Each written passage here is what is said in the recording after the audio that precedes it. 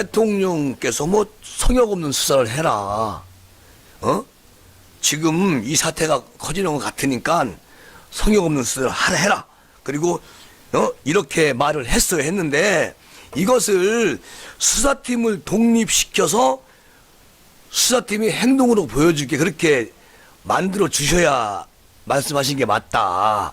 그런 생각이 들어서 오늘 여기에 대해서 좀 방송 좀 할까 합니다. 문재인 대통령은 그저께 옵티머스 라인 펀드 사건과 관련해서 검찰 수사에 어느 것도 성역이 될 수 없다. 철저하게 수사를 주문한다. 이렇게 말을 했잖아요. 그런데 청와대도 검찰 수사에 적극 협조하라고도 지시까지 내렸어요. 대통령께서. 그런데 지금 강기정 전 대통령 정무수석관에게 5천만 원을 건넸다는 라임 실소유자가 법정에서 진술을 이렇게 했는데 이 두 사건 곳곳에서 청와대가 거론되면서 의혹이 계속 커져가자 이제 대통령께서 그런 입장을 냈잖아요. 그런데 오늘도 국가민이 뭐 어디니 난리 피는 거는 전혀 대통령 말씀은 나오지도 않아요. 대통령은 그렇게 말씀하셨는데 지금 여당 의원들은 그런 얘기 전혀 하지 않고 있습니다. 그냥 감추려고 하고 있어요. 그리고 문 대통령이 그런 말을 하자 법무부는 옵티머스 수사팀에 검찰 파견 승인을 하긴 했어요. 그런데 그렇게 윤석열 총장이 원하는 대로 되지가 않았다.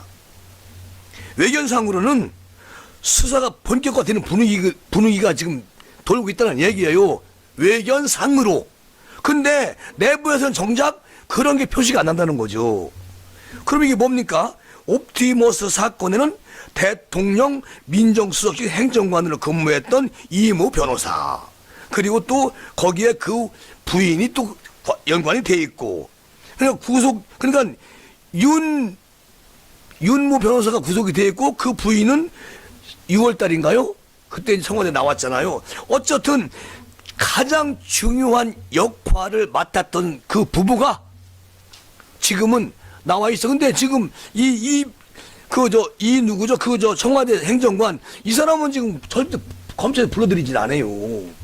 그런데 대통령께서는 한 점 부끄럼 없이 성역이 없는 수사를 해라. 이 말씀하신다니까요. 그러니까 이게 완전히 따르국밥 아닌가 그런 생각이 들고요. 그리고 라임 사건 역시 실소유자가 지인과 주고받은 메시지 때문에 민정수석, 정무수석 이런 라인을 타고 있는 겁니다. 거기서 제일 높은 사람들하고만 손을 대고 있다. 이렇게 밝히는 등 청와대 측 모종의 연결고리가 있음을 그렇게 시사를 했기 때문에 이것은 게이트 사건이다. 지금 이렇게 보고 있는데 지금 뭐 대통령께서 오늘 그저께 멋진 말 하셨습니다. 성역 없는 수사 해라. 그런데 벌써 말씀하신 지가 3일 됐는데도 지금 그렇게 안고 있잖아요. 거기다 뭐 추미애 장관은 지금 딴 데 정신이 팔려 있고, 어쨌든 이번 이 사건은 그 권력 핵심과 연결된 부분을 가리고 덮기 때문에 축소되고 은폐되고 있다. 그런데 지금 여기에 국민적 저항이 어마어마하게 일어나고 있으니까 이거 절대적으로 그냥 감출 수는 없을 것이다. 그러니까 대통령께서 성역 없는 수사 하라고 그렇게 지시를 내린 것 같은데요. 그러면 성역 없는 수사를 해야지요.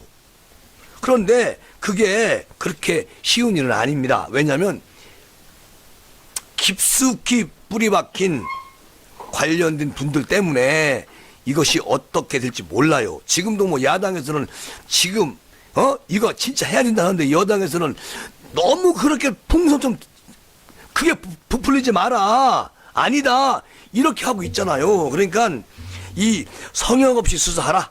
이런 말, 대통령의 말이 허언이 되지 않도록 대검찰청 직속 특별 특별수사팀을 설치한다고 했잖아요.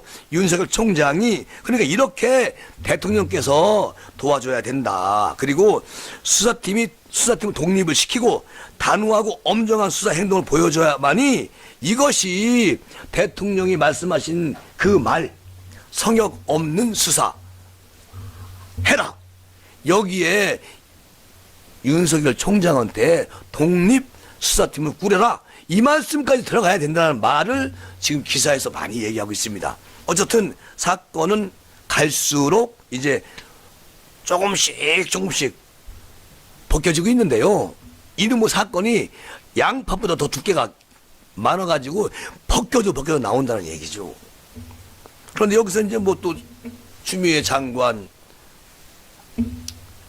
어제 오늘 행동한 거 보고 추미애 장관님 언론사 사설 내용까지 시비를 거시면 그거는 장관님 선을 넘은 겁니다. 그러지 마세요. 당 대표까지 하신 분이 말이요. 오랜 관록의 정치인 출신이 현직 장관께서 정치인 출신이고 현직 장관께서 언론사 사설까지 마음에 들지 않는다고 그것을 존폐한다고요? 신문사 없애버려? 중앙일보를? 그렇게 협박까지 하는 모습은 민주주의의 기본 소양마저 완전히 의심있게 하는 그런 겁니다. 추미애 장관님 어떻게 그 중앙일보를 완전히 그 존폐까지 생각하고 계십니까?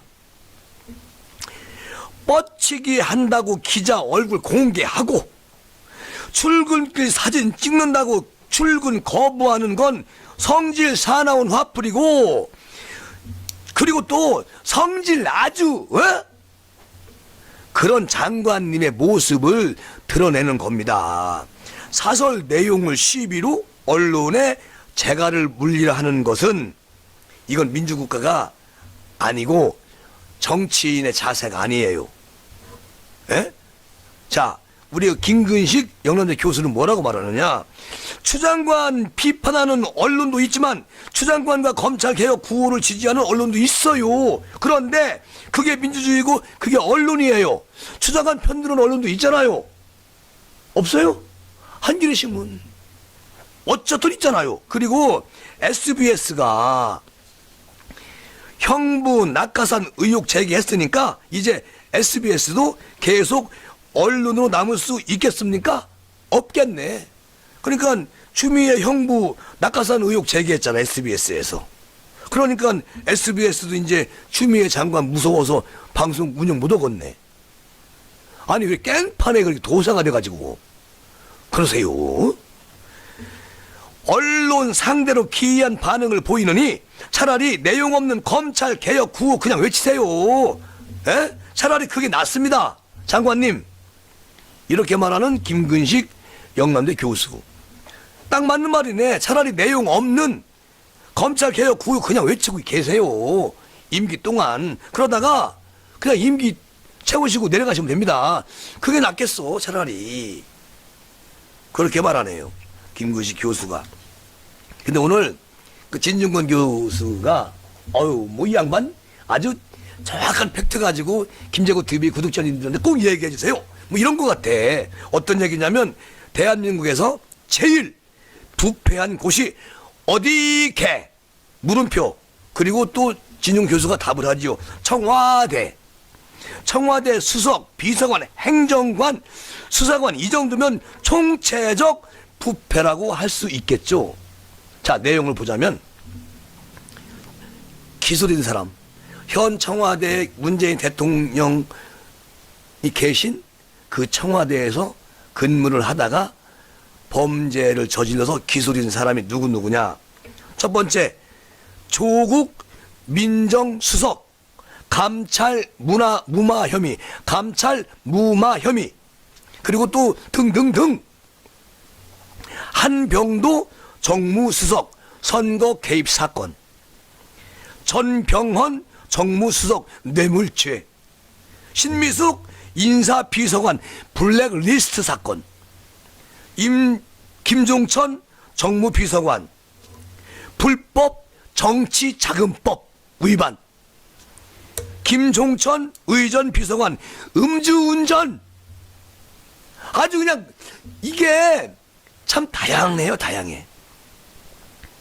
백원우 민정비서관 감찰 무마 사건, 선거 개입 사건, 박형철 반부패 비서관 감찰 무마, 선거법 선거 개입, 최강욱 공직비서관 허위 인턴 증명서 발급, 그리고 선거법 위반, 김모 경제수석실의 행정관 뇌물 나임사 때 관련. 몇 명이요? 하나, 둘, 셋, 넷, 다섯, 여섯, 일곱, 여덟, 아홉, 딱 10명이네. 거기다가 지금 수사 중인 청와대 수사에서 근무하고 있어. 또 그만둔 사람도 있어요. 수사 중인 사람. 이모 민정비서실 행정관. 옵티머스에서 돈 빨아들인 사람이죠. 네. 또 익명의 민정비서실 수사관 뇌물 옵티머스 사건 관련. 윤건영 상황실장 회계 부정, 그리고 삥땅죄. 제명도 이상하네. 삥땅죄. 진중권 교수가 얘기하는 겁니다. 그리고 언제 이런 적이 있었던 대한민국이 있었습니까? 언제 이렇게 많은 무리들이 죄를 지은 그런 대한민국 청와대가 있었어요? 없잖아요. 처음이잖아. 그리고 대한민국에서 가장 부패한 집단이 개혁을 하겠다고 무슨 이거 망나니 칼 드는 것도 아니고 그렇게 하니 나라가 이 모양 이 꼴이 된 겁니다. 저 진중권 누가 뭐라 해도 괜찮아요. 이제 갈 때까지 간 거야. 그래서 김재구가 오늘 우리 구독자 여러분들에게 이렇게 방송으로 보고를 드리는 겁니다. 기가 막히잖아요. 그것뿐이겠습니까? 여기는 지금 강기정 비서관 들어오지도 않았어요. 실장은. 이것은 확실하게 드러난 사람들이고 이제 물망에 오르는 사람들도 많이 있죠. 그러니 이거 어떻게 하면 좋아. 큰일이죠. 그리고 여러분, 우리 김재구 TV 구독자 여러분, 사일오 부정선거님이 이 말씀을 들었으면 좋겠는데 워낙 오늘 뭐 계속 1인 시위 하시느라 정신이 없대요. 그래서 내가 이번에 그 민경욱 국토부 본부장이 행사를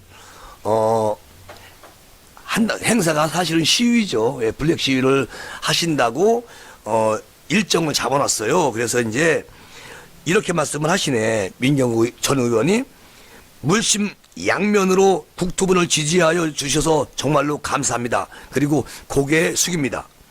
10월 23일 대법원 변론 기일을 맞이하여 부정선거에 대한 애국 국민들의 염원을 담아 보다가 적극적인 투쟁을 하고자 아래와 같이 시위를 하려고 합니다. 블랙 시위, 그러니까 블랙 촛불 문화제 일시 10월 16일 오늘인가? 네, 오늘 5시부터 9시까지 대법원 앞에 서초역 4번 출구에서 지금 하고 있다는 것이고요. 그리고 부동산 집회 참여 내일 10월 17일 토요일 12시부터 오후 2시 30분까지 여의도 민주당사 앞에서 한다고 합니다. 그리고 재검표 압박 집회 10월 19일 날부터 23일까지 오전 11시 30분부터 1시 30분까지 대법원 앞에서 한대요. 서초역 4번 출구에서 한다고 합니다. 그리고 부산 집회 참여 10월 31일 부산 서면에서 한다고 합니다. 그래서 이렇게 4개의 그 안내를 제가 말씀을 드렸는데 뭐 먹고 살기 힘들고 우리 열심히 직장 다니는 분들은 마음으로 그냥 받아들이시면 되고요. 꼭 가셔야 되겠다고 하는 분들은 이 시간에 가시면 됩니다. 어차피 이제 10월 23일 날 대법원에서 이제 뭐 변론 기일이 잡아놨으니까 그날 어떻게 될지 모르겠지만 그렇게 민경욱 전 의원이 국토부 본부장이 이렇게 공지를 했습니다.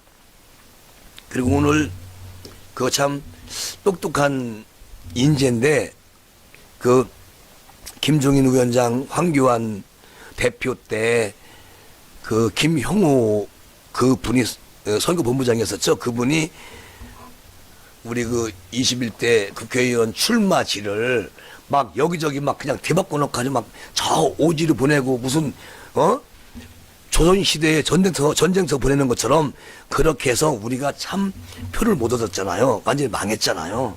그런데 그때 이 분은 뭐라고 얘기했냐면 나는 이번 선거에 안 나가겠다. 그리고 선거 안 나가신 분이에요. 그러니까 20대 국회의원까지 하고 선거에 안 나간 김영우 의원이 국민의당한테 국민의힘에게 아주 쓴소리를 했습니다. 그러니까 왜냐하면 이분도 국민의힘 당원입니다. 그리고 20대까지 국회의원 하셨죠. 국민의힘은 철저하게 밑으로부터 민주주의부터 실천해야 희망이 보인다. 안 그러면 희망 완전히 월월 뿌리다.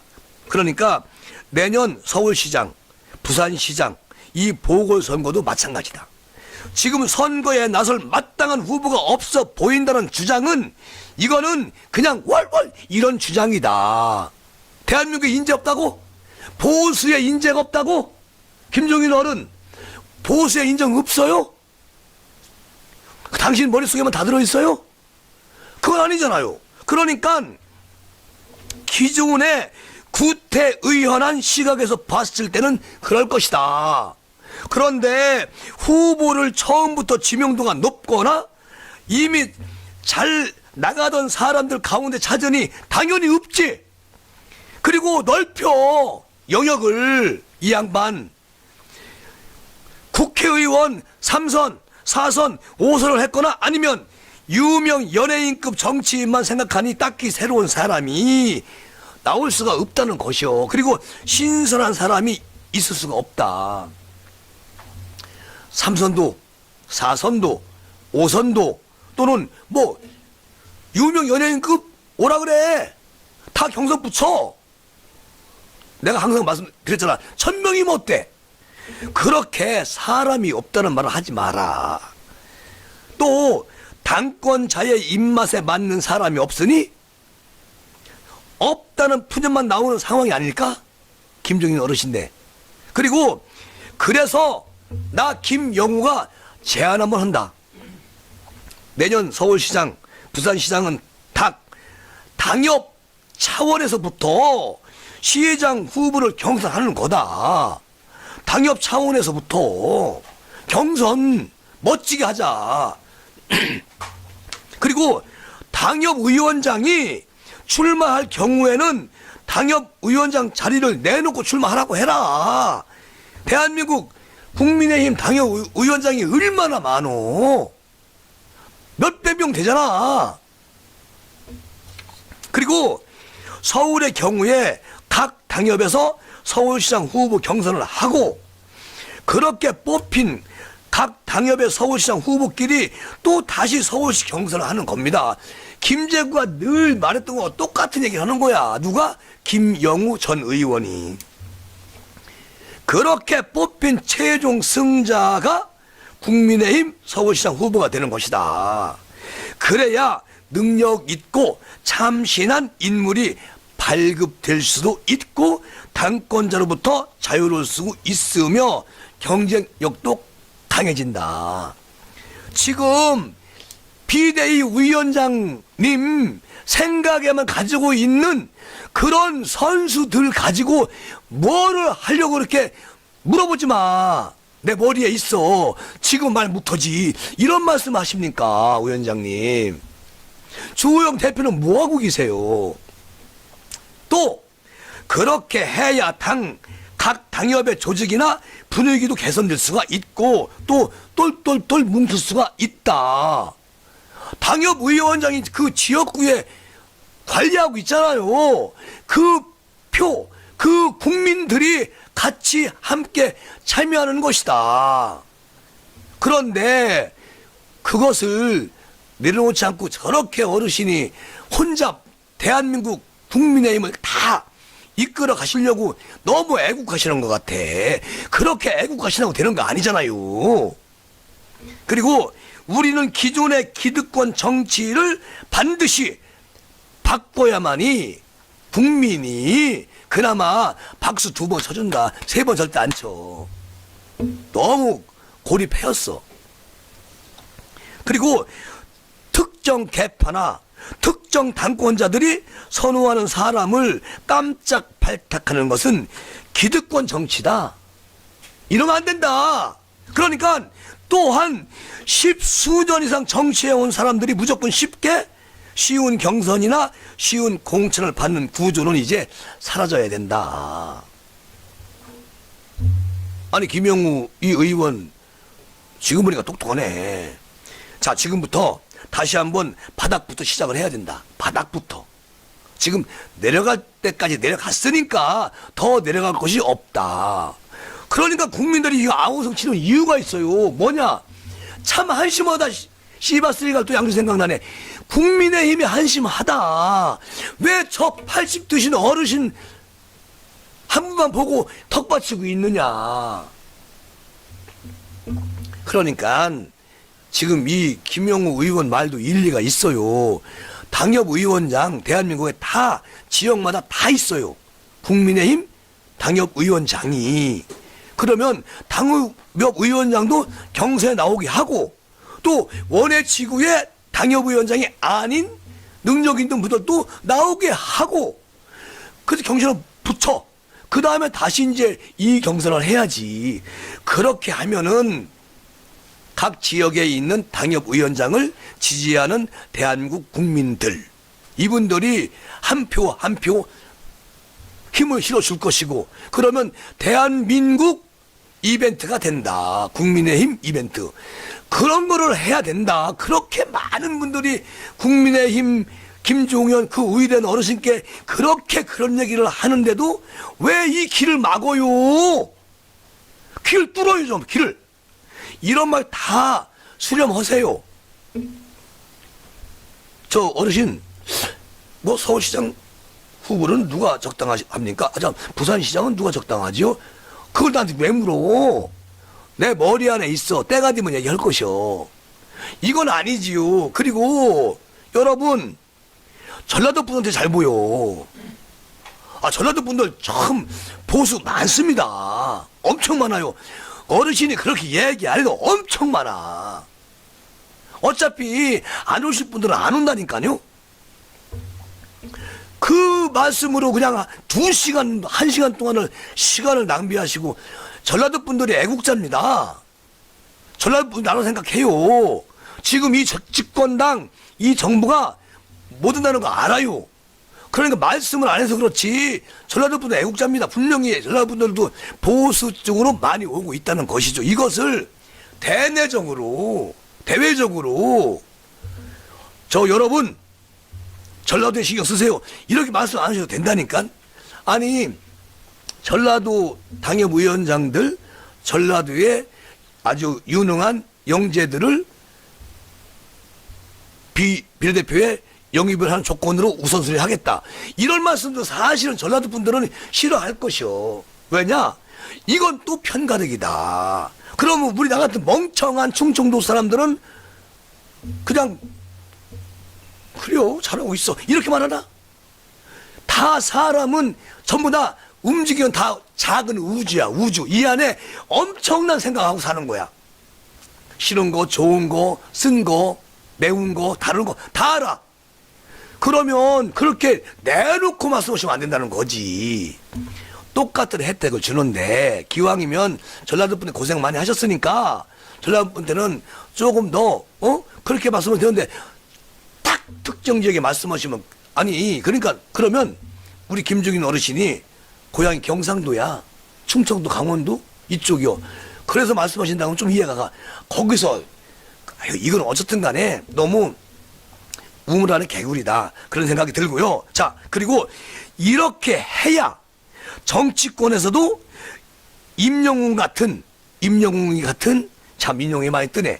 그런 영웅이 나올 수 있다.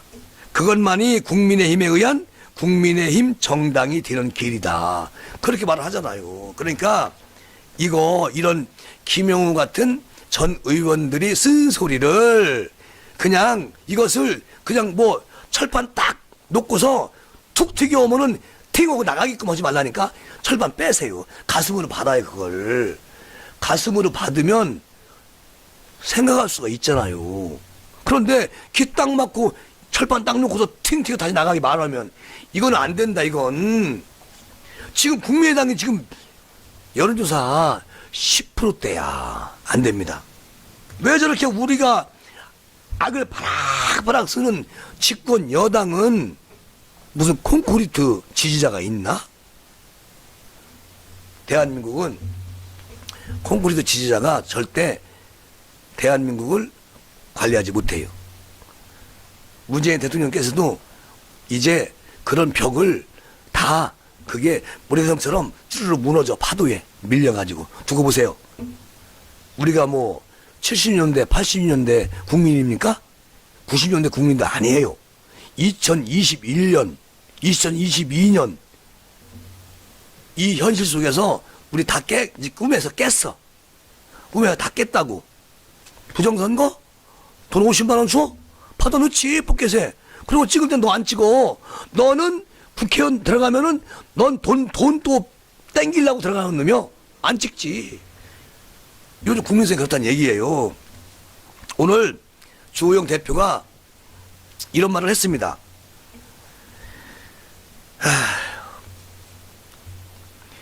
국감을 받는 정부의 태도, 그리고 민주당의 비호, 이런 것들이 역대 최악의 상황인 것 같다. 말 잘했네. 역대 최고의 최악의 상황 맞아. 누가 만들었어 이렇게.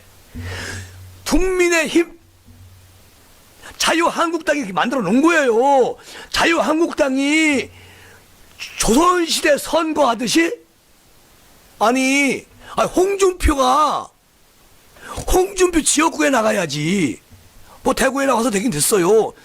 홍준표를 밀양에 보냈다가 양산에 보내려고 하다가 어디 보내다가 애시도 안 해.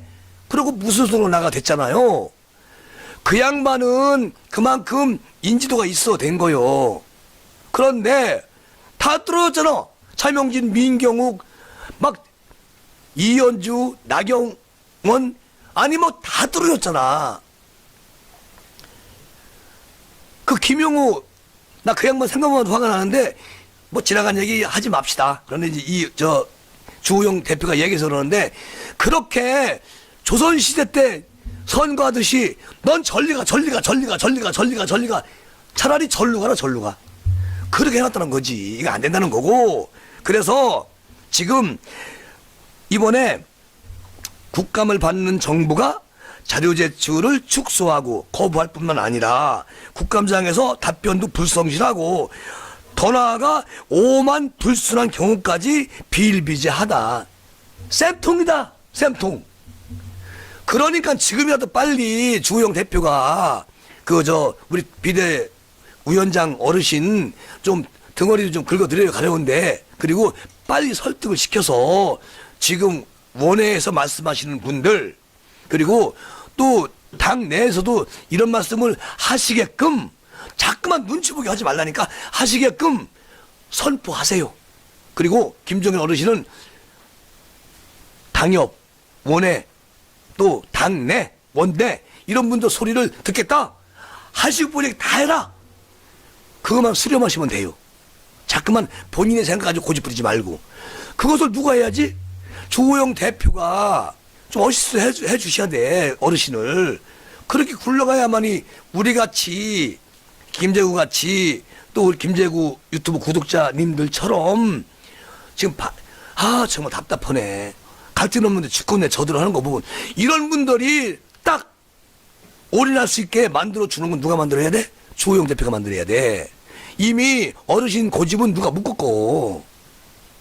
그러니까 그렇게 하자 이거지. 그러니까 주호영 대표님이 말씀하시는 거 좋아요. 좋은데 그러니까 민주당한테 계속 끌려가는 거야. 민주당한테 끌려가는 거야. 뭐 이게 뭐 소곱빈가? 이거 딱 묶여가지고 민주당에서 너 일로 와. 일로 와. 아무리 국민의힘이 왈왈 짖으면 뭐 할 거요. 애완견 짖는 소리야. 불독이 아니라 안 되는 거란 얘기죠. 그러니까 민주당이 압도적 다수 의석을 가지고 있으니까 그러니까 말 잘하네. 국민이 몰아준 거야. 민주당한테. 그 조선시대 선거를 하니까 밀어준 거라고. 그러니까 당연히 그 사람들은 그 사람들만 보호하겠지. 애초부터 우리 그거 다 알았잖아요. 저들 180석 난리 났네. 완전히 갔다 이 나라. 지금 딱 맞잖아. 그리고 믿는 구석이 있는 것도 뭐 원인이겠지만 지금 저 더불어민주당이 어제 오늘 보도를 통해 보니까 오히려 국감감사를 제대로 해야 할 민주당이 앞장서서 국감을 무력화시키는 일에 몰두하고 있다. 정확한 말이에요. 주 대표 말이 맞아요. 그런데 이것을 누구 탓을 하기 전에 국감은 곧 끝나. 국감이 중요한 게 아니야. 우리 지금 대한민국 보수나 중도 분들도 마찬가지고 국감에 별로 신경 안 써. 이미 국감은 민주당 패야. 민주당 승. 국민의힘 패요. 끝난 거야. 그러니까 지금 국감보다 서울시장, 부산시장, 22년 대선, 그리고 지자체 여기를 염두에 둬가지고 이렇게 김영우 같은 분, 장제원 같은 사람, 홍준표 같은 사람 이런 분들이 얘기하는 귀담아 들어서 뭔가 고쳐야 된다. 지금 이대로는 절대 NO! 안 돼. 이겁니다. 그러니까 국정감사는 그야말로 삼권 분립이 완전히 무너진 국정감사고 삼권 분립이 어딨어? 이 나라에 어딨어? 오죽하면 김재고 노래가 삼권 분립 어디로 갔나 나오잖아. 가사가. 완전히 간 거지. 그러니까 이거 상권 분립의 한 축으로 국민의 대표 기관인 국회가 행정부가 제대로 하는지 1년에 한 번씩 하는 감사인데 민주당이 감사 소기부터 국정 철학에 제대로 지원하라 이런 지침을 내렸다고 하는데요. 그 사람들은 그렇게 한다니까. 지금 주호영 대표 참 순진하고 착하십니다. 정말 저는 주호영 대표는 만을 믿어요. 저는 국민의힘에서 대표니까. 김종인 어르신 저 믿지 못해요. 나는. 그런데 이것을 솔직히 말해서 이번에 주호영 대표 조금 더 강해져야 합니다. 지금 모든 사람들이 다 숨소리가 다 작아. 어떻게 살아야 될지도 모르고. 자, 민주당은 어떤 대표께서 말을 해도 그 사람들은 소기의 경일기예요. 그분들은 그분들 나름대로 대한민국 국민이 다 내 거야 라고 그렇게 착각하고 사는 분들이기 때문에 주호영 대표 다시 생각을 해야 된다는 거지. 큰 일은 어르신이 큰일입니다. 그리고 민주당은 헌법상 국회가 어떤 역할을 하는 것인지 국회의원 직무가 무엇인지 기본조차 모르고 있는 것 같다. 어르신 말씀입니다. 모르니까 저렇게 하지요. 그리고 그것뿐만 아니다.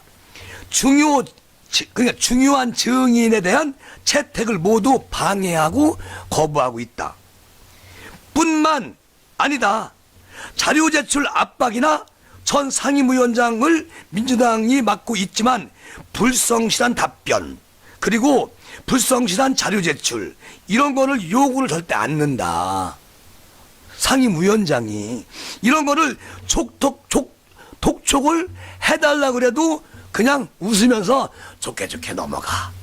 좋게 넘어가. 이러고 있다. 온통 국정감사를 무력화하고 방탄 국감을 만드는 일을 하고 있는 더불어민주당 때문에 숨통이 조인다? 주 대표님? 그러니까요. 걱정이지요.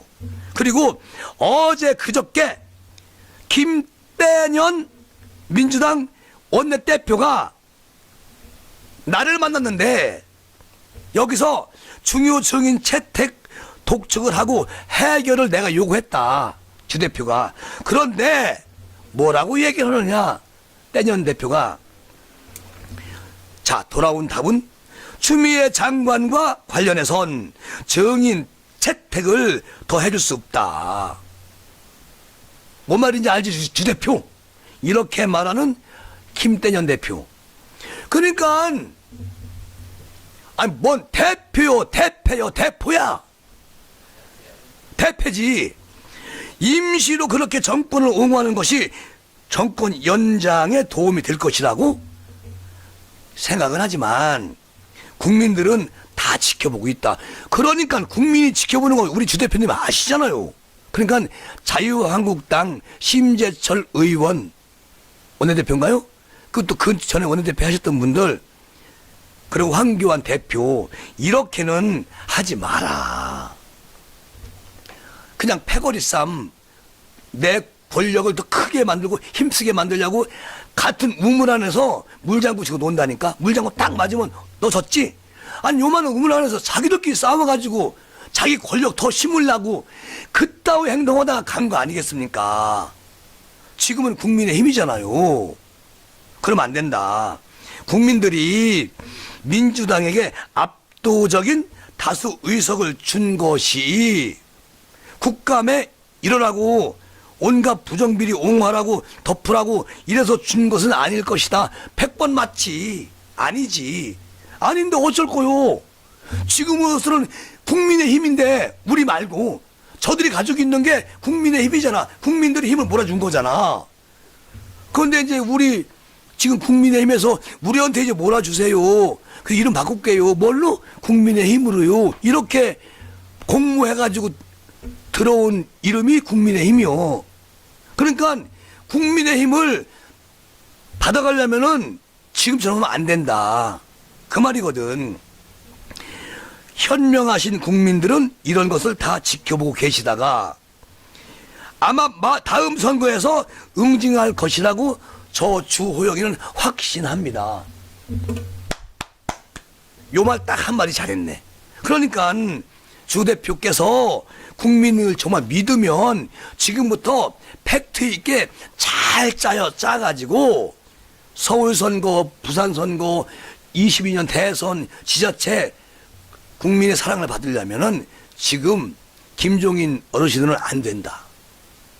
아니 김종인 어르신 저도 존경합니다. 그런데 이 너무 큰 국민의 상처를 아물어 주기에는 약하다.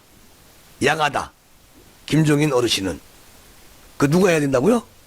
그러니까 민주적으로 당협위원장 원회에 있는 정말 인재들, 그리고 대한민국 국민은 누구나 경선에 참가할 수 있다. 그렇게 이벤트를 하자는 얘기죠. 지금 이건 아니다. 그리고 어제 날짜로 4.15 총선 부정선거 공소시효는 만료가 되었다. 지금까지 파악된 것으로 현역 의원 모두 24명 기소가 됐다. 그런데 이것은 부정선거가 아니고 거기에 부정선거 한 당사자들. 더불어민주당은 180석 모두 부정선거야. 그런데 7석만 부정선거로 고발이 됐어요. 고소가. 그리고 국민의힘은 11석이 기소가 됐어요. 그러니까 180석은 7석, 103석은 11석. 아니 국민의힘 의원들이 더 사고를 많이 쳤구만. 부정선거를. 이것도 억울하지. 왜 억울하느냐. 저렇게 센 부대가 입법부, 사법부, 행정부 다 소나기가 딱 잡고 있는데 뭐가 되겠어? 당연한 거야. 억울한 거야. 누가 그렇게 만들었죠? 국민의힘 전신인 자유한국당이 그렇게 만들었어요. 그러니까 지금은 그렇게 하면 안 된다. 정말 뼈를 깎는 심정으로 해야 된다. 국민을 생각해야 된다. 그렇다고 뭐 주호영 대표 조금 아까 말씀하신 것처럼 또 돌아올 거라 국민들이 이렇게 해서는 안 들어갈 수 있어요. 자, 그 중에서 이 말원에 주 대표가 민주당이 7명, 우리 국민의힘이 11명, 정의당이 1명, 무소속이 4명 이렇게 기소가 됐다. 우선 의석수 2개 가까운 두 배 가까운 민주당이 겨우 7명이고 의석수가 절반에 지나지 않는 우리 당은 무려 11명이 기소가 됐다. 힘의 논리지. 양육 강식. 방법이 없어. 자, 특히 윤건영, 고민정 여권 인사들과 관련해서는 줄줄이 석연치 않은 이유로 또 알려지지 않은 이유로 불기소 처분이 됐다. 그러니까 얘네들은 여기에 빠져나갔다. 당연히 빠져나가지. 당연히 빠져나가는 것이요. 왜냐하면 다 장악을 했잖아요.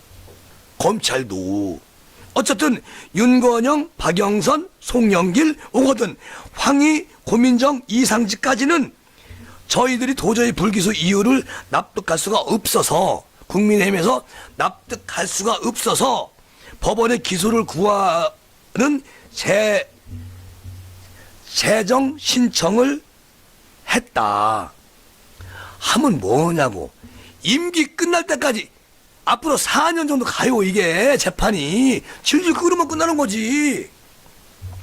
그것뿐만 아니라 나경원, 박순자, 함진규, 부상일, 박종진 후보들도 재정 신청을 낸 것으로 파악되고 있다. 아, 내긴 내야지요. 억울하니까. 어쨌든 그리고 현재까지 왜 민주당 의원이나 민주당 후보들은 유죄의 증거가 있음에도 불구하고 기소하지 않느냐는 재심 신청이 무려 11건이나 접수가 됐다. 이 검찰이 다른 사건에 있어서도 증권 관련 비리들을 옹호하고 있고 왜곡한 것으로 숫자 보아왔지만 선거 관련 사건만 해도 너무 심한 것 같다. 아이, 심한 것 같은 게 아니고 이게 완전히 아유 개나라지 이게. 법원에서 재정 신청을 통해 제대로 잡힐 것이라고 기대는 하지만 글쎄 이게 기대가 한다네요. 주 대표님은. 법원 또한 지금까지 중요 사건 판결이나 결정에 있어서 친정권적이고 정권에 유리한 결정을 많이 해와서 걱정이 태산이다. 당연히 태산이지.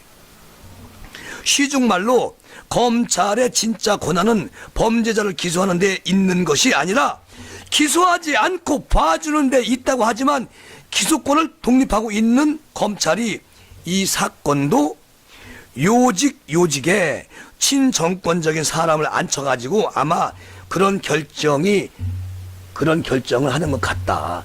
이것을 하는 것 같다. 걱정이 태산이다. 이런 것보다는 그렇게 하고 있다라고 말씀하세요. 그렇게 하고 있잖아요. 뭘 조심스러워요, 대표님께서. 그리고 예전에는 최소한 기계적인 균형이라도 검찰이 맞추려고 노력을 했지만 이번에는 기계적인 균형조차 완전히 맞추지 않은 채 이렇게 승복할 수는 없는 숫자의 기소와 재정 신청을 보게 된다. 나는 정치하면서 이런 경우는 처음이다. 주호영 대표의 말이에요.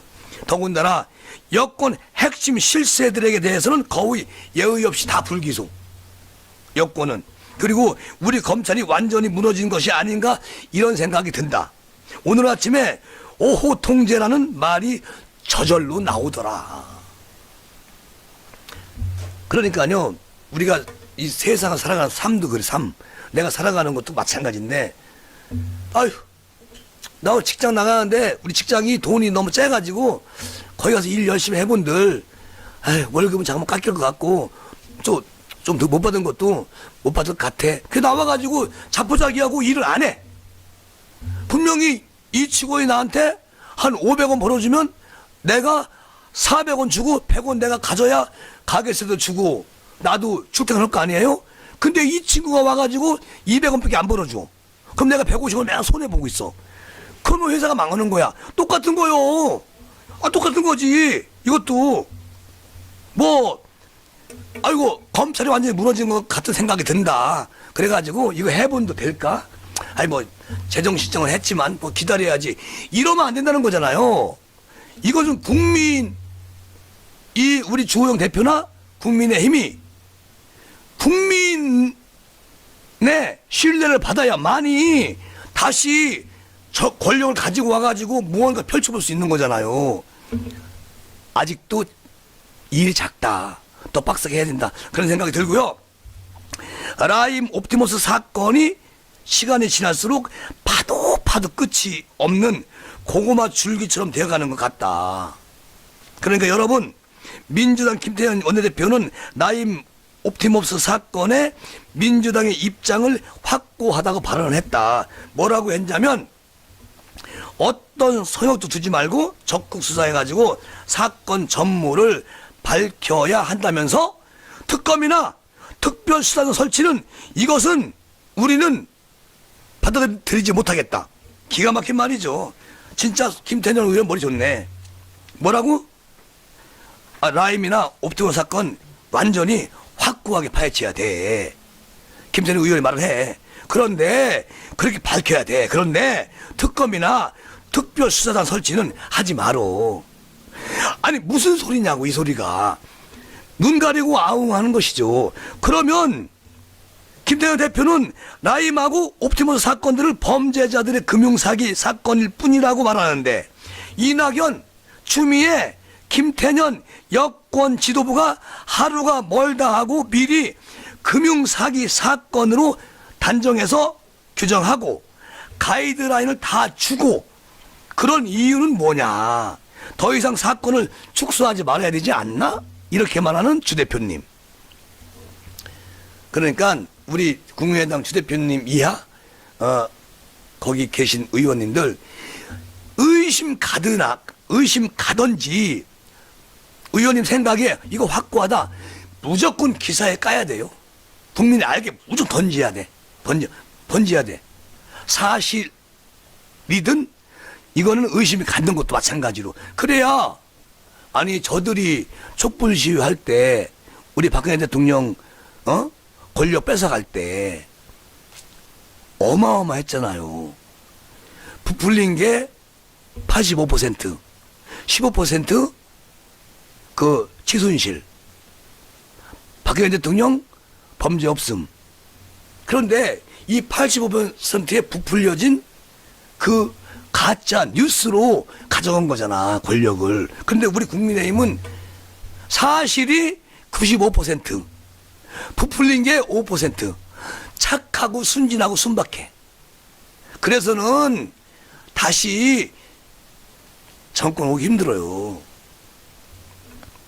그러니까 원외에 계신 분들이 그렇게 쓴소리 하는 거야. 차명진 전 의원은 내가 가끔 방송 좀 하려고 했는데 너무 빡세더라고. 그래서 이러다가 김재국 TV 또 뭐 나 하면 해. 그런데 요즘은 더 심해졌어. 우리 명진 씨가. 어쨌든 그리고 조영 대표가 청와대 민정실도 다 내 사람이라는 문자까지 나온 마당에 이 사건이 권력형 게이트가 아니면 어떤 사건이냐. 권력형 게이트 맞잖아. 그런데 강기정, 이낙연, 김영춘, 청와대 민정실 그리고 이무 행정관 이름이 여러 문건이나 자료에 계속 나오고 있다. 연관됐다고. 이런 거를 기사 그냥 인터뷰 계속 해야 된다니까. 우리 국민의힘 의원들이 불체포 특권이 있어요.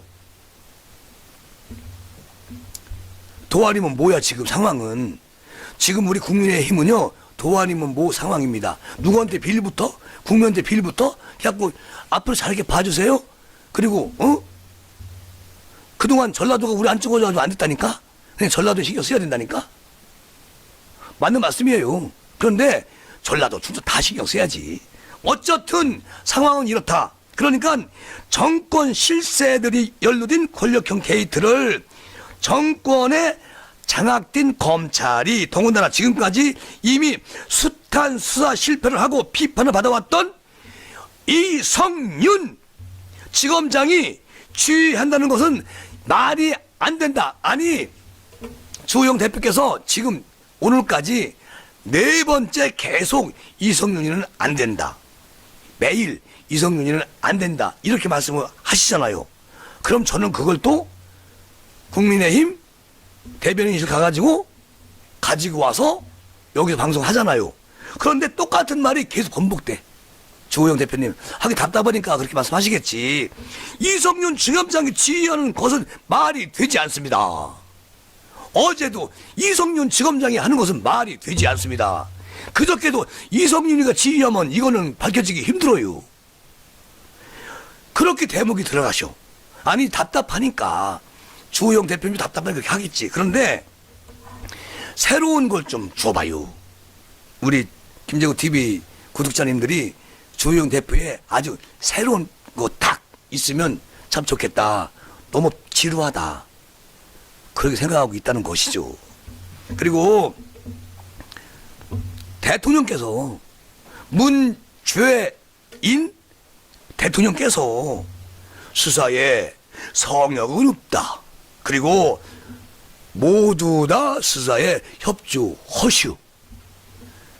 그렇게 말씀을 했어요. 그런데 그렇게 말씀할 것이 아니라 특별수사단 구성하고 혹은 특검으로 수사를 하라. 이렇게 말씀만 하시면 깨끗이 정리가 되는 사건입니다. 이렇게 말하는 주 대표. 저도 이전 시간에 그렇게 말씀을 드린 적이 있습니다. 그런데 이 사건 수사를 제대로 하지 않으면 수사 자체가 또 하나의 게이트가 될 가능성이 큰 사건이라는 점을 문재인 대통령께 나 주호영이가 미리 말씀을 드리는 겁니다. 큰 게이트 사건 터져버리면 대통령께서 양산에 가실 때 경부 고속도로 타고 가실 거지요?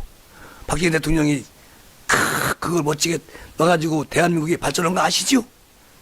그러니까 양산 가실 때 어려움이 많지 않겠습니까? 그러니까 주 대표가 이렇게 말씀하시는 것 같아요. 그리고 이 정권 사람들 정말 후한무치하고 내로남불이다. 최재형 감사원장 인사청문회 할 때 지금 민주당 인사들이 얼마나 찬사를 보냈는데 여러분들 다 기억하시죠? 최재형 감사원장 처음에 임명하고 발탁해서 딱 할 때 청문회 할 때 민주당 의원들이 세계적인 인물이다. 청렴하고 정말 세계적인 인물이다. 이분이야말로 대한민국 감사원장으로 있으면 대한민국의 모든 것은 불법 안 나온다. 믿어! 야당 의원들! 이렇게 큰 소리 치던 지금의 집권당 사람들. 그리고 윤석열 총장 청문회 때 이분만이 산 권력을 다 조사할 수 있는 사람이다. 박근혜 정부 때 봤잖여! 이렇게 짓거리던 사람들도 있었죠. 그 지금 어떻게 해요? 지금은 완전히 대바뀌었어요. 바뀌어가지고 지금 뭐 하는 거야? 원전? 네가 뭘 알아? 애들이 개맛을 알아? 이렇게 지도됩니다. 아니, 자기들이 모시는 대통령께서 임명을 해가지고 그 자리에 앉혔어. 총장님, 원장님. 그런데 지금 4년도 채 안 됐는데 팍팍 긁어. 팍팍. 아주 그걸 국민한테 보여줘요. 그럼 결국 뭐냐? 대한민국 대통령이신 문재인 대통령을 팍팍 긁는 거야. 대통령한테 흠집을 내는 겁니다. 그 대통령께서는 이제 그저께 확실하게 해. 이번에 확실하게 조사해. 이렇게 말씀하시고 그 뒤에 어떤 팩트를 주시지 않아. 아까 우리 주호영 대표가 얘기한 것처럼 그런 부분, 에? 말씀만 하지 마시고 특별수사단은 윤석열 총장이 10명을 증언해 주세요 할 때 이미 특별수사단을 만드시려고 그렇게 해서 글을 올렸는데 5번밖에 안 일어났다고 했잖아요. 그것도 물 건너갔지. 그리고 특검? 이건 더 어려워. 그러니까 대통령이 이 둘 중에 한 말씀만 딱 하시면 모든 건 자동으로 쫙 갑니다. 근데 그 말씀을 안 하셨는데 모르겠습니다. 이제 그 말씀을 아마도 뭐 아직 시간이 있으니까 뭐 내일이라도 모레라도 또 할 수 있어요. 22일 날 윤석열 총장께서 국감에 오시기 전까지는 대통령의 생각이 바뀌실까 안 바뀌실까, 바뀌시면 좋겠는데 이런 생각이 듭니다. 그리고 뭐 제가 할 말은 아니지만 대통령께서도 한 점 부끄러움이 없으시면 그렇게 하는 게 맞아요. 특검 아니면 특별수사단을 만들어라. 대통령께서는 분명히 부끄러움이 없으실 겁니다. 근데 대통령 친인척 거기 들어가 있겠어요? 안 들어가 있을 거예요. 그러면 대통령이 가장 아끼는 사람이 여기에 걸려 들어갔나? 그래서 못 하시나? 뭐 그럴 수는 있겠죠. 그러나 그 정도면은 잘라내야죠. 예, 그래야 임기 끝나시고서 이제 랄랄랄라 양산 가셔가지고 책도 보시고 그리고 아유 그동안 내가 국민들한테 너무 잘못했구나. 그러니까 여기 양산 이 성안에서 밖에 안 나갈래. 밖에 나가면 또 돌판 맞을 수 있어. 그러니까 안 나가야지. 거기서 여생을 보내시면 됩니다. 그러면 되는 거예요. 행복하잖아. 그 정도면. 그래서 이제 말씀을 드리는 것이고, 그런데 제대로 일 좀 하려고 하면 자신들에게 조금이라도 불리한 결과가 나올 것이라고 예상되면 돌변을 해버리고 또 비판을 해버리고 그리고 끌어내리기에 완전히 올인하는 저 사람들. 아니 엊그저께 정말 저런 분이 감사원장을 하시고 저런 분이 총장을 하셔야지. 대한민국 대통령이 안목을 잘 보시고 계세요. 그러니까 저렇게 훌륭한 분을 임명했잖아. 그러니까 청문회에서 빨리 통과시켜가지고 일 좀 하시게 만들자고 이렇게 하던 저들이 지금은 내려와 이유 같지 않은 이유로 참 죽겠네. 어제 법사위 국감장에서 민주당 의원들이 뭐라고 얘기를 했느냐면 월성 원전 1호기 조기 폐쇄 타당성 감사를 놓고서 최재형 감사원장을 집중적으로 이걸로 따다다다다다다다다다다 완전 따발. 아니 문제가 있으면 지적하는 것이 감사원의 본연의 업무인데, 그리고 최 원장의 답변에도 드러났지만 본연의 업무에 충실하고 있는 헌법기관을 정략적인 이해관계에 따라서 어르고 달래고 또 때리고 사과하고 그렇게 협박하는 그런 민주당이 과연 제대로 된 민주당이냐, 주호영 대표가 얘기를 해요.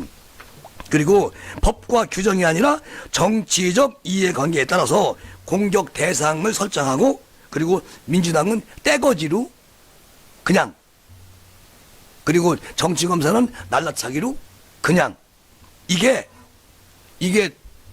나라죠. 예. 안 된다. 그것은 안 된다. 이렇게 말하는 주호영 대표. 민주당 사람들은 자신들이 그렇게 입에 침이 마르도록 칭찬하고 내세웠던 윤석열 총장에게 대해서도 자기들 편을 들지 않는다고 불리한 수사를 주도한다고 그런 이유로 집단 린치를 가해왔는데, 최재형 감사원장에 대해서도 똑같은 이유로 공격을 하고 있다. 그런데 우리는, 국민의힘은 어떻게 해야 되나? 아니 뭘 어떻게 해야 되냐고 물어보느냐고, 주 대표님. 안 되면 해. 안 되면 육박전 해야지 뭐. 너무 답답하잖아. 또 그러면 또 안 되는데 그렇게 화가 난다는 얘기입니다. 그리고 방통위 등 다른 헌법기관 내지는 국가기관까지도 정치적 중립성을 뿌리째 흔들어 온통 아주 이 나라를 난장판으로 만드는 집권 여당 때문에 나 주호영이 정말 화가 납니다. 그러니까 우리 원내 국회의원님들 이번에 똘똘 뭉쳐봅시다. 똘똘 뭉치면 뭐 할 거냐고. 다 전부 다 같이 함께 해야지. 장제원 의원 바른 소리 잘해요. 같이 협치하고 소통해야 된다는 얘기지. 여기에는 원외에 계신 김종인 어르신은 여기에 관여하면 안 돼. 더 이상 정부 여당이 나서서 그나마 지금까지 어렵게 구축해온 법치주의의 근간을 흔드는 행위를 즉각 중지하고 다시 그 기관의 본연의 임무와 역할에 충실하도록 그렇게 지원을 해야 할 것이다. 이렇게 주문을 합니다. 주문하는데요. 뭐 주문한다고 되는 일은 아니고 어쨌든 국민의힘이 너무 착하다. 아니 사실이 드러났는데도 그 공무원 이씨 같은 경우는 정말 사실이잖아요. 국방 발표했으니까. 그러면 똘똘 뭉쳐가지고 국민한테 보여줘야지. 국민한테 한번 보여줘야 되는 거예요. 그런 거를. 근데 뭐 감사에서도 국정감사에서도 그렇게 확 스타 의원이 없더라고. 어쨌든 좀 어렵다 이런 생각이 듭니다. 역사적으로 이제 그러니까 우리가 세월이 한 4, 5년 흘러가면 정권이 바뀌고 이럴 때 지금의 이 정권, 정부 집권당은 아마도 또 심판을 받겠죠. 네. 대한민국에 그런 얘기 있잖아요. 전 세계적으로 대한민국에서 대통령을 지내면은 무조건 국민이 주는 밥을 먹어야 된다. 대한민국에서 대통령을 지내면 아니면 총을 맞든가. 저 북한 괴뢰 도둑들한테. 가장 슬픈 대통령이 대한민국 대통령들이에요. 그런데 이번에 문재인 대통령은 그런 먼저 그렇게 하셨던 분들 그 뒤를 따라가지 않았으면 좋겠다. 그런 생각이 들어요. 그래서 대통령께서 늦진 않았죠. 지금이라도 윤석열 총장한테 모든 권한을 주시고 또 감사원장한테 모든 권한을 주셔서 대통령께서 원전 폐쇄한다는 공약 그거 하나 어기시면 어때요?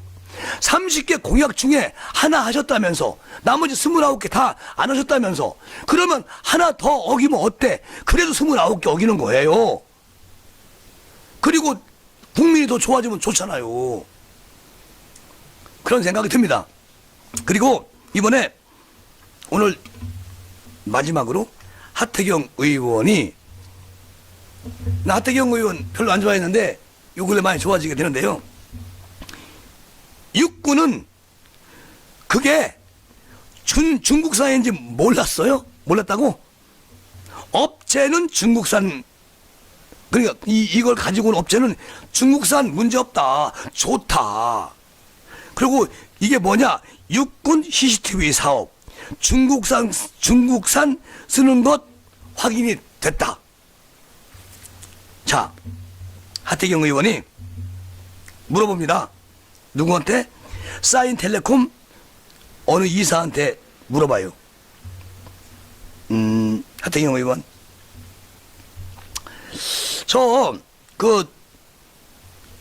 해강한 CCTV 사업 있죠? 지금 정의는 그 담당자고 누구 중령이시죠?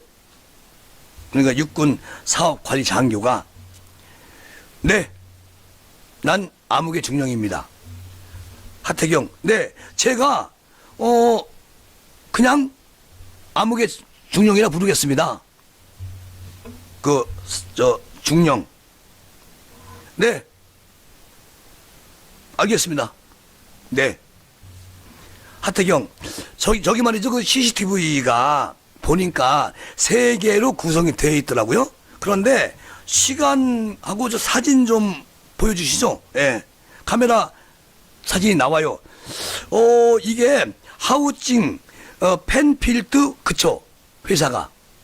그리고 하우징은 핸드폰 케이스 같은 거고 그쵸 중령. 네 맞습니다. 핸드폰 칩과 같은 겁니다. 하태경 그 펜필트는 움직이는 거 맞지요?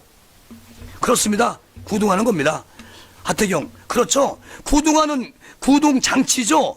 자 CCTV는 인공지능 CCTV를 가지고 구동 장치라는 게 단순히 뒷받침만이 아니라 구동을 시키는 거라서 굉장히 중요한 부품이라고 나는 생각을 하는데 어떻게 생각하세요? 그렇게 맞나요?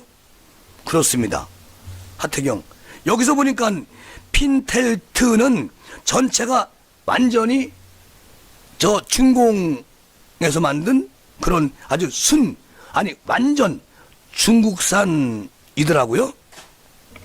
그렇습니다. 하태경 그 언제 아셨어요? 중국산이라는 것을?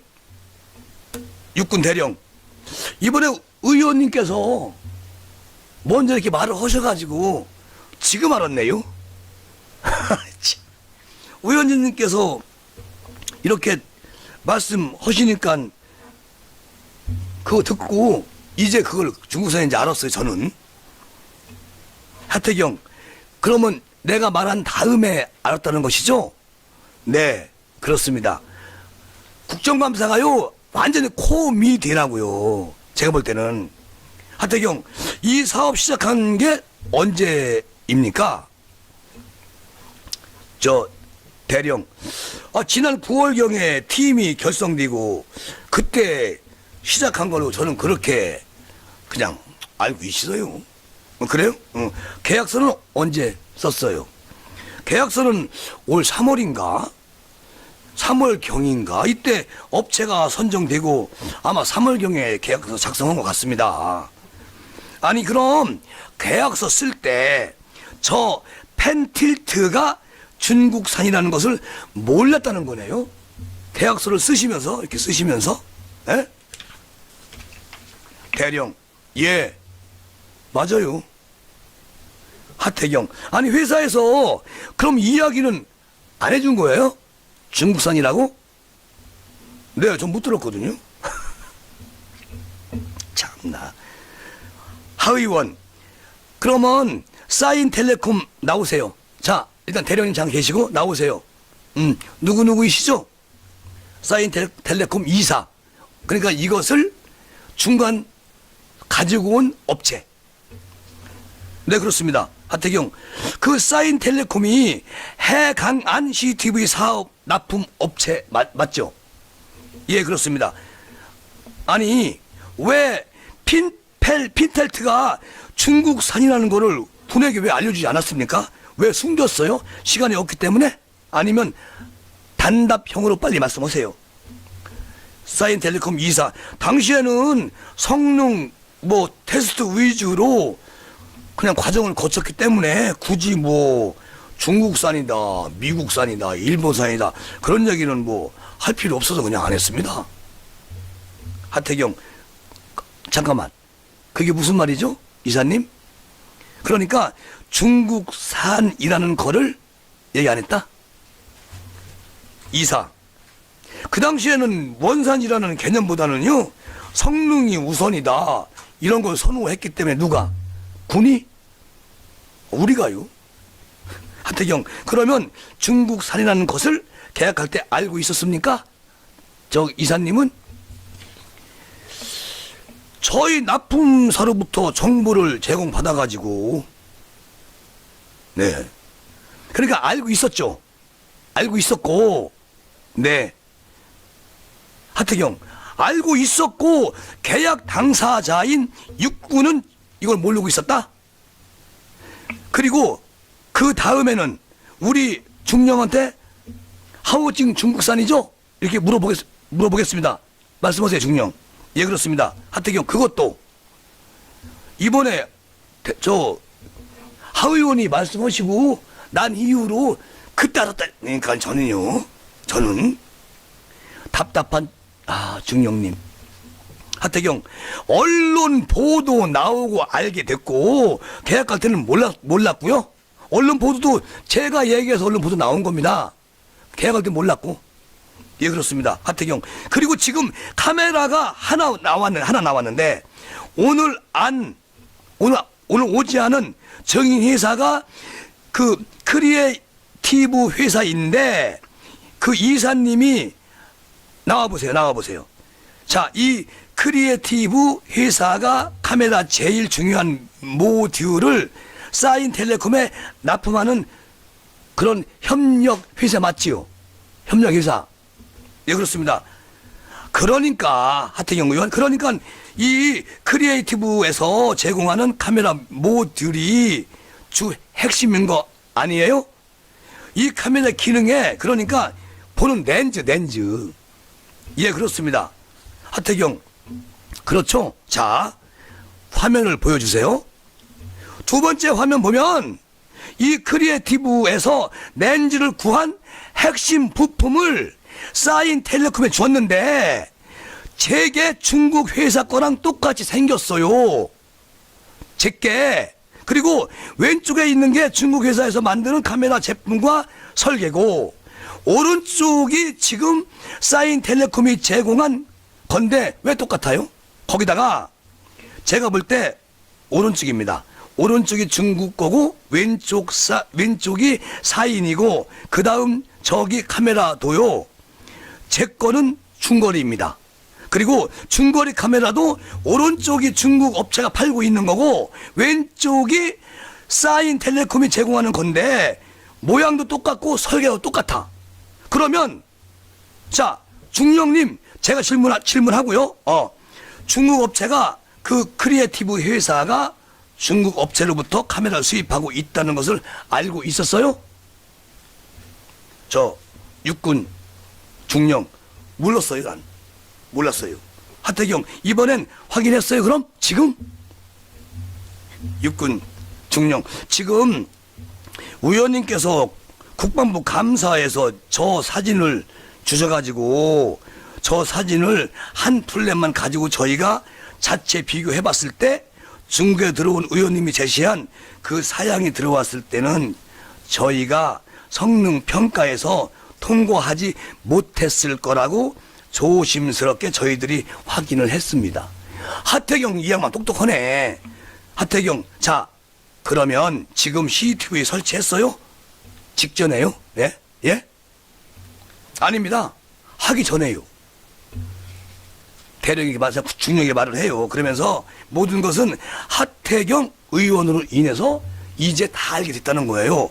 그러면 결론적으로 아까 그 텔레콤 회사하고 쏘은 거지. 아니면 알고도 중국산을 썼든가. 그리고 무슨 얘기냐면 이 사람들이 지금 사인텔레콤에서 자기들이 만들었다고, 자기 제품이다, 이렇게 얘기를 해서 산 것 같은데, 지금 이제 하태경 의원이 국정감사에서 이렇게 말을 하고, 하기 전에도 하태경 의원이 정보를 받아가지고 알고 보니까 이 사인텔레콤에서 납품한 것과 중국에서 가지고 온 것과 똑같다는 거예요. 그러니까 이게 참 대한민국 육군이 이런 거를 계약서 쓸 때 어떤 산인지, 우리가 어떤 물건을 사도 이게 차이나다 아니면 USA다 알 수 있는데 그것도 확인하고 계약서 써줬다? 큰일이죠. 이게 문제라, 이런 얘기죠. 어쨌든 오늘 하태경 의원이 아주 기가 막히게 잘했네. 그러니까 이제 육군 그 중령이 뭐라고 하냐면은 금주 월요일부터 국방부 감사관에게 감사를 하고 있기 때문에 이 원인이 나오면 그 결과를 하태경 의원에게 꼭 보고 드리겠습니다. 이러고 이제 정리가 되는데요. 뭐 그러면서 이제 이 장교는 하태경 의원한테 정말 좋은 질의를 해주셨고 또 좋은 걸 알게 되었습니다. 정말 감사합니다. 이렇게 말을 합니다. 그러니까 국정감사를 이렇게 해야 된다는 거죠. 내가 질문할 게 있으면 정확한 팩트, 증거 다 가지고 와서 꼼짝 못하게 해야 된다는 거죠. 그러니까 요즘에 이제 그런 얘기 나와요. 하태경이가 국정하고 질문할 때는 빈틈을 보이면 아주 완전히 아작이 난다. 그런 얘기가 나오고 있다고 합니다.